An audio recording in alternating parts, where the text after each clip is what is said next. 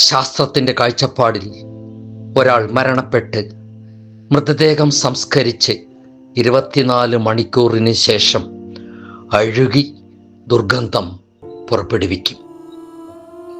അതിൽ ആകൃഷ്ടരായി അനേക ലക്ഷം പുഴുക്കളും കീടങ്ങളും ഉറുമ്പുകളും നിരനിരയായി എത്തിച്ചേരും.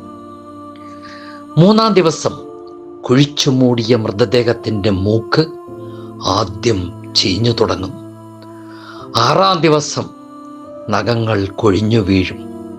9-ാം ദിവസം മുടികൾ കൊഴിഞ്ഞു തുടങ്ങി മൃതദേഹത്തിൻ്റെ സകല രോമങ്ങളും കൊഴിഞ്ഞു വീണ് വയർ വീർക്കാൻ തുടങ്ങും. 17-ാം ദിവസം വയർ പൊട്ടി മൃതദേഹത്തിൻ്റെ ഉൾഭാഗങ്ങൾ പുറത്തു ചാടും. 60 ദിവസത്തിന് ശേഷം മൃതദേഹത്തിലെ മാംസങ്ങളെല്ലാം ദ്രവിച്ചുപോയി ഒരു തരി മാംസം പോലും ഇല്ലാത്ത അസ്ഥികൂടമാക്കും.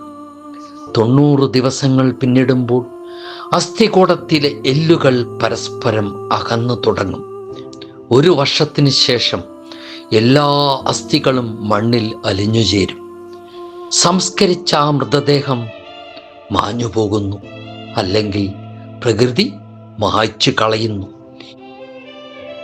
എത്ര ശക്തിയും ബുദ്ധിയും സൗന്ദര്യവും അഹങ്കാരവും ആത്മാഭിമാനവും പകയും വെറുപ്പും ധീരതയും ബഹുമാനവും സമ്പത്തും ഉണ്ടായിട്ടും നേടിയതെല്ലാം ഭൂമിയുടെ മുകളിൽ ഉപേക്ഷിച്ച് വെറും കൈയോടെ ഭൂമിക്കടിയിൽ ഒരു നാൾ അലിഞ്ഞു ചേരേണ്ടവരാണ് എല്ലാ മനുഷ്യരും.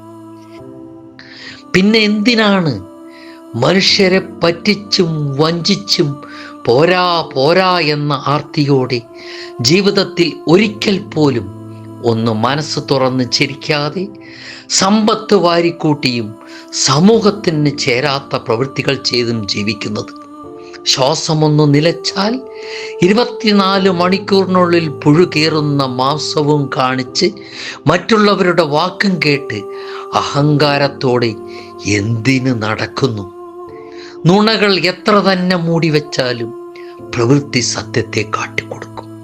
നുണകൾ എത്ര തന്നെ മൂടി വെച്ചാലും പ്രവൃത്തി സത്യത്തെ കാട്ടിക്കൊടുക്കും. നമ്മൾ മാന്യരാണെന്ന് മറ്റുള്ളവരെ ബോധ്യപ്പെടുത്താൻ എളുപ്പമാണ്.